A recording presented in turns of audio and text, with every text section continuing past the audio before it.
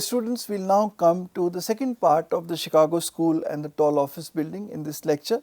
As I was telling you in the previous lecture, the Chicago School has been associated with the creation of the modern office building or the skyscraper. It was not a school of architecture but more a school of philosophy or thought, and had subsequent effect on Europe and across the world, with strongest growth being registered between 1879 to 1910.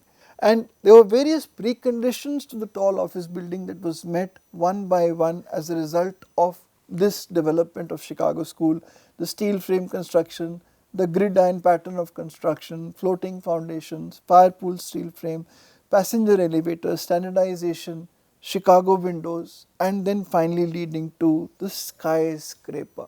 Now there are two parts to the Chicago School movement. The part that I am talking to you today is the first Chicago School. There is also a second Chicago School that came to be after Mies van der Rohe landed in America, and he gave a fresh start to the Chicago School in America. In the first Chicago School, it was the beginning of the steel construction in tall buildings, leading to what came to be called as the commercial style, with architects like H.H. Richardson, William Lee Barron Jenney, and Louis Sullivan. The second Chicago School was the development of the modern glass and steel skyscraper, with major advances in structural systems and technology, with architects like Mies van der Rohe, the firm of Skidmore, Owings and Merrill, and structural engineer Fazlur Khan, who has been credited with some of the major structural technologies used in modern skyscrapers today, like the one used which is called as a bundle tube system in the Willis Tower, and we will look at more about structural systems in tall buildings in the next and hopefully in the coming presentation. The major architect H.H. Richardson, he provided a very simplified form of the large commercial building in the form of in a new monumentality. Like I reminding you that this was more to do with commercial buildings than residential buildings, and therefore the word commercial style. So here we have this Marshall Field store by H.H. Richardson, which is very monumental. It was quadratic, covering an entire block, but you can see from the way the openings are that the steel, it's got a steel framed or an iron framed structure, and it is covered with masonry on the outside, and it's got a rhythm in the way the window has been arranged. There is a single set that turns into double, and that becomes 4 in the top story. So this kind of rhythm was provided, and as a result of this, Richardson was providing a certain form to what the commercial building should look like. The second major contribution was by William Lee Barron Jenney, who laid the foundation of steel frame construction in the modern, or rather the tall office building. Other major architects were Louis Sullivan and F.L. Wright, two greats who gave Chicago School international significance. Now, give a bit of a clarification here. F.L. Wright himself was not directly associated with Chicago School.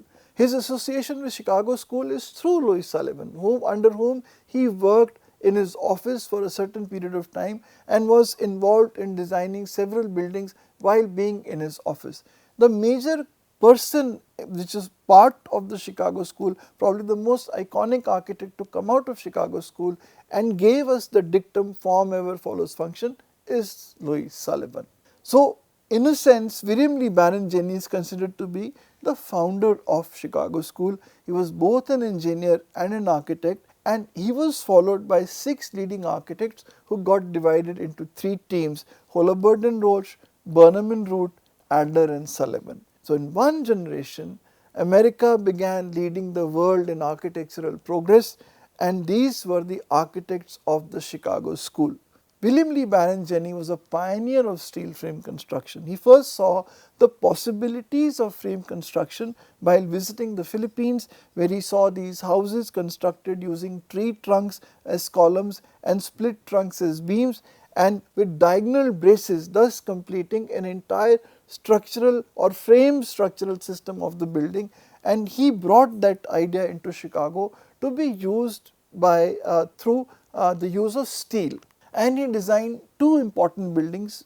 One was the first liter building, and then the second liter building that has important lessons for skyscraper development. In the first liter building, he solved the technical problem of the skeleton construction, that what the iron skeleton construction should be. And you can see here in the plan also, this building is a grid iron steel framed construction or iron framed construction. In the second liter building is an understanding of the formal expression of what the tall commercial building should look like, and this has got a great simplicity about it, and it's also got a rhythm in the way the windows have been arranged, which is like somewhat of an inspiration from the work of H.H. Richardson. Additionally, the many lessons that came out from the development of Chicago School was floor to ceiling windows very nearly a box, as you can see here. You can see throughout in these Chicago School buildings, and then later on in New York, for example, this Liver House by Skidmore, Owings and Merrill, you find they are using complete glass curtain walls from top to bottom. Rejection of facade decoration began from the Chicago School. Simple grid iron structural system. As a result of the grid iron structural system, there is more rentable space, easier interior design, easier and deeper daylight penetration, as you see here in this picture of the Liver House. So these ideas that have become fundamental to the modern office building or even the modern tall residential building actually came out from the Chicago School. The first skyscraper turned out to be the home insurance building by William Lee Baron Jenney in 1885. By today's standards, it's in no way a skyscraper. When we talk about buildings that are 400, 500, 800 meters tall, this building was only 46 meters high, 10-storied building, and later on a few more stories were added. This was steel frame construction that led to 1/3 the weight of the building versus a building of the same height if it was done in masonry. Much less weight on the foundation, which allowed for them to start making taller and taller buildings. As a result of this, we today have tall buildings, super tall buildings and mega tall skyscrapers. A tall building or a skyscraper is defined of any building that is greater than equal to 150 meters. A super tall building greater than equal to 300 and a mega tall building greater than equal to 600. Currently in the mega tall building only one building qualifies, and that is the Burj Khalifa. There are many buildings lying within the super tall, and of course there are n number of buildings today that fall in the skyscraper category. This is just a picture of how skyscrapers have evolved in the modern times. Very important ones, for example, the Empire State Building, the Phyllis Tower, the Petronas Tower in Kuala Lumpur, the Taipei 101 in Taipei, and the tallest one today, the Burj Khalifa. This also shows how widespread has been the development of the skyscraper in the modern times. They are not restricted in America anymore, they are spread in the Middle East, they are spread in China and many other parts of the world. And similarity is also seen in how the frames of the 20th century skyscrapers have evolved. Beginning from the Chicago School, how the frame has evolved into the modern period. With the development of the skyscraper or the tall office building, one question that was not answered till now was the aesthetic question. As I told you, in the Monadnock building also, in the south part, the second part that was built later had a steel frame. That means it was a forward looking structural system, but the ornamentation was based on historical detailing, etc. So the building was forward in structure but backward in ornamentation. Jenney overlooked aesthetic beauty for functionality. His building had all these ornamental details on the outside which he was not really focusing on, because his main focus was on evolving the structural system for the tall office building. So Jenney's original structural talent of Chicago School, but he was least conscious of the aesthetic problem, says Carl W. Condit in the Chicago School of Architecture, A History of Commercial and Public Building in the Chicago area. Thus the aesthetic problem of the Chicago School, a modern steel frame but a historical facade. They were basically identical floors mounted on top of one another. So it was not coming together cohesively as a tall building. When we look at today's skyscrapers, on the other hand, they are tall, they are narrow, and they are cohesive as one single building. The modern frame has a modern facade, and it is one building from top to bottom. Whether it is the tall and narrow skyscrapers like Taipei 101, Burj Khalifa, Commerce Bank in Germany by Norman Foster, Petronas Tower Malaysia by Cesar Pelli, or the Bank of China in Hong Kong by I.M. Pai.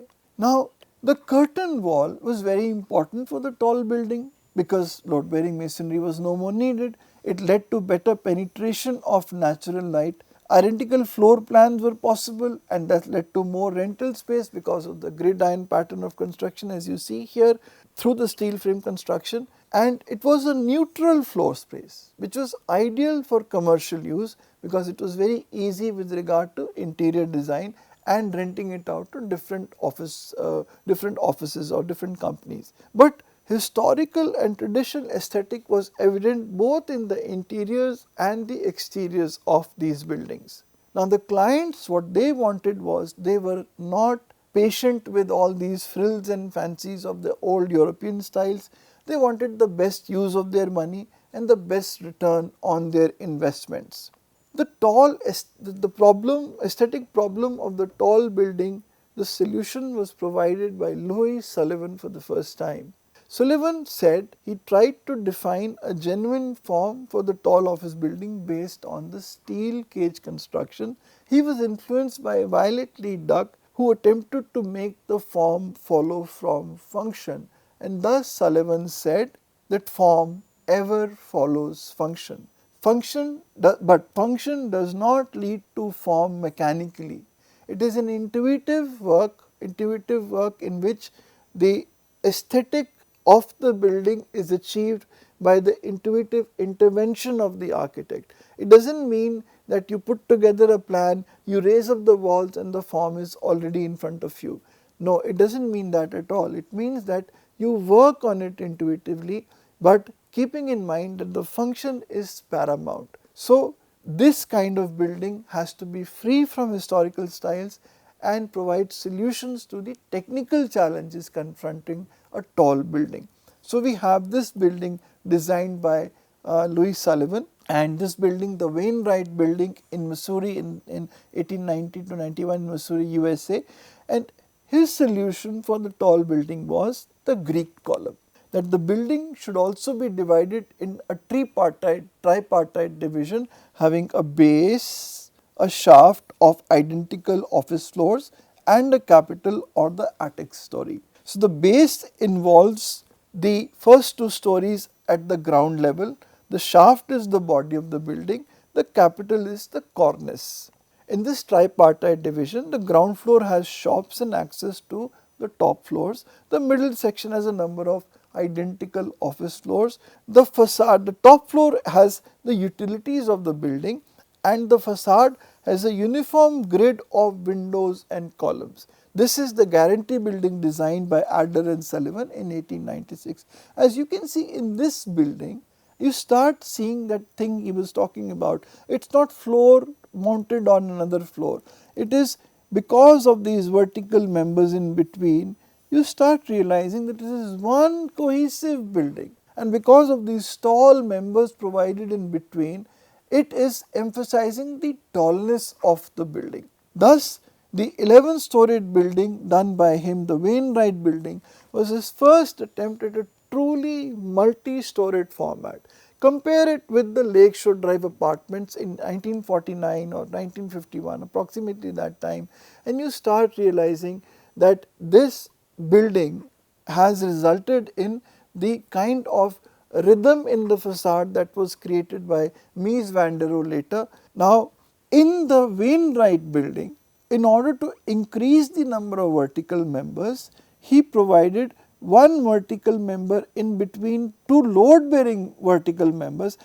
Had it been only load bearing, then only these alternate members would have been sufficient. He added one non load bearing vertical member in between. By adding the vertical lines, he was emphasizing on the verticality or tallness of the building.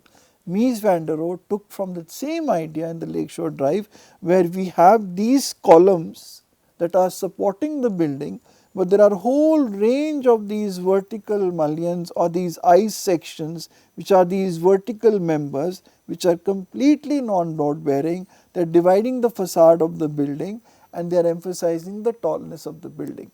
These are the column supports here, here, here and here. It is very, very evident in the building's facade itself. So he said, Sullivan said, the skyscraper must be tall from bottom to top. It is a unit without a single dissenting line.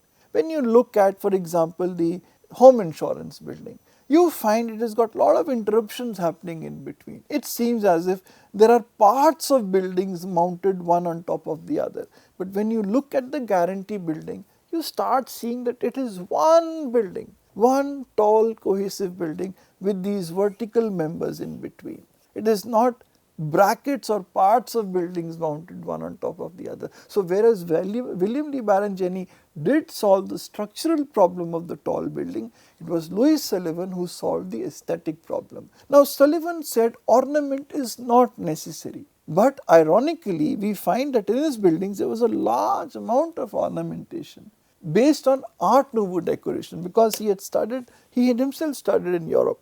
So this was not historical ornamentation. He did not borrow from historical, he borrowed basically from Art Nouveau ornamentation, which might have seemed more progressive than historical ornamentation.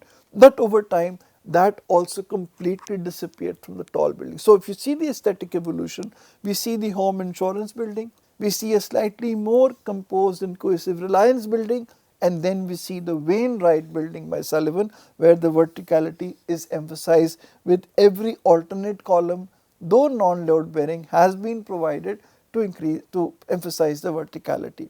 And thus we know today that what is that one thing that attracts you most about a skyscraper? If you ask anyone, they will say the height. Why is it that we are so fascinated by the height of the skyscraper? Why is it that we are fascinated when you say that Burj Khalifa is nearly 820 meters tall? Because we are talking about the height of the skyscraper. So whether it is the John Hancock Center by Skidmore, Owings and Merrill having this cross bracing system in the facade, but these vertical elements emphasizing its tallness, whether we have the One World Trade Center by Minoru Yamasaki, the older one that was lost in the 9/11 tragedy, also having these vertical members, or whether we have the One World Trade Center that replaced this, done also again by Skidmore, Owings and Merrill in New York, again emphasizing the verticality. And now you see that even the vertical members seem to have disappeared. Now it seems to be a single mass of glass and steel. That's all there is. It's a literally glass and steel cuboid. Cuboid earlier. Now even the form of the glass and steel, the tall skyscraper, lot of innovative forms are coming up. So also the skyscraper is a symbol of growing economies. Today skyscrapers, though they began in Chicago and then in New York, today they are all over the globe. Chicago, we have skyscrapers in Egypt, in India, in Kenya, China of course, South Africa, Saudi Arabia, Malaysia, Mexico, Chile, South America, the Middle East, China, South Asia, India, Japan, all these countries have skyscrapers, and wherever you find skyscrapers, they have become symbols of rising economies globally. Then ultimately Sullivan designed one building that is said to be the summa, the complete putting together of all the points coming out of the Chicago school, whether it was the floating foundation or the passenger elevator, the fireproof steel structural frame system, all these points plus the aesthetic solution of Louis Sullivan came together in the Carson Pirie Scott departmental store in 1899 to 1904. The concepts of Chicago school were condensed in this building with large windows, clear geometry, and there is literally no visible, hardly any ornamentation visible on the facade of the building. There is Art Nouveau ornamentation at the entrance of the building. There is Art Nouveau ornamentation behind the column somewhere on the inside surfaces, but in general very limited ornamentation. It is more or less unornamented as much as you can, most of the facade of the building. Only at the base you find the ornamentation visible. This is a very early picture of the Chicago School. You can see the gridiron pattern of the floor and the construction of the building.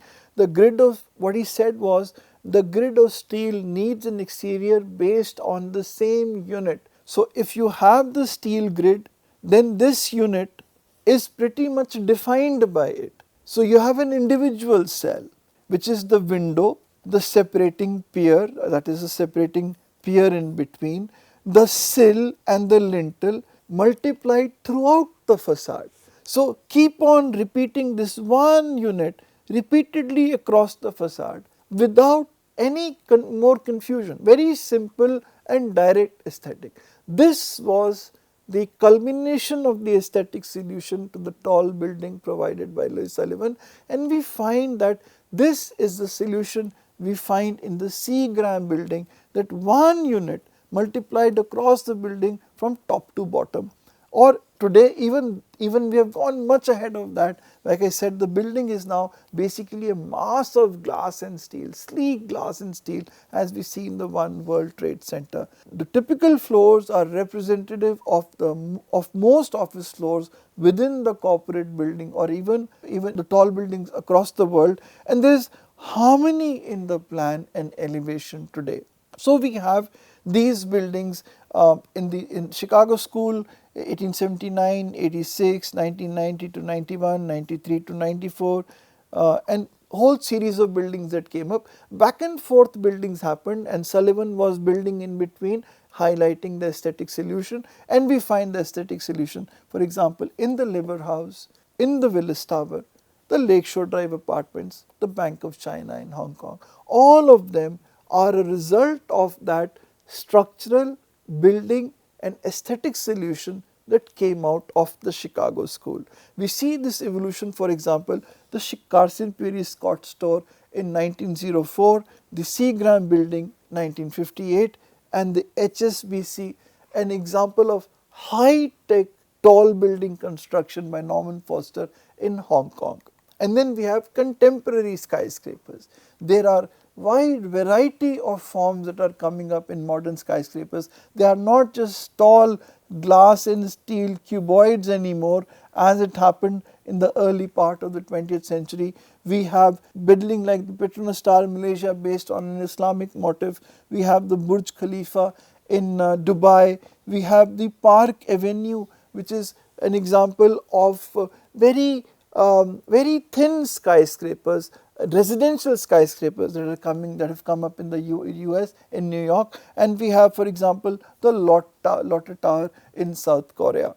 And then contemporary skyscrapers again spread in different parts of the world, the Shard in the UK, the Makkah Royal Clock Tower Hotel in Saudi, and the Shanghai Tower in China, and the Qinzhou Tower in China again.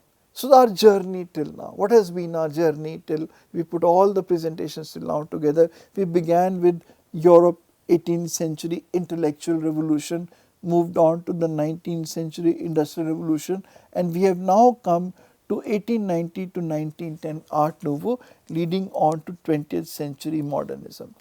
Parallelly in the US, we have seen the early part of Chicago School.